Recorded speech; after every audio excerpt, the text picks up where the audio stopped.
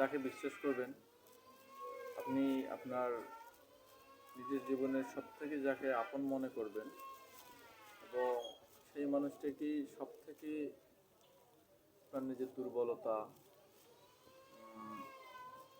মানে এক কথায় সেই আপন মানুষটির কাছে যখন আপনার আবেগটা বেশি বলে ফেলবেন, সব কিছু শেয়ার করবেন, আপনার আবেগ বেশি, তার প্রতি নির্ভরশীল বেশি হবেন, তখন দেখা যাবে যে ওই মানুষটি আপনাকে অবহেলিত করতেছে, মানে আপনার মূল্য সে আর তখন দেবে না, কারণ আপনার দুর্বল পয়েন্টগুলো সে বুঝে যায়। তাই আমার মনে হয় কি, আসলে মানুষকে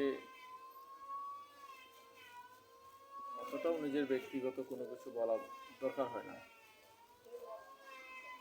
বেশি আবেগ দেখাতে গিয়ে সম্পর্কটাই নষ্ট হয়।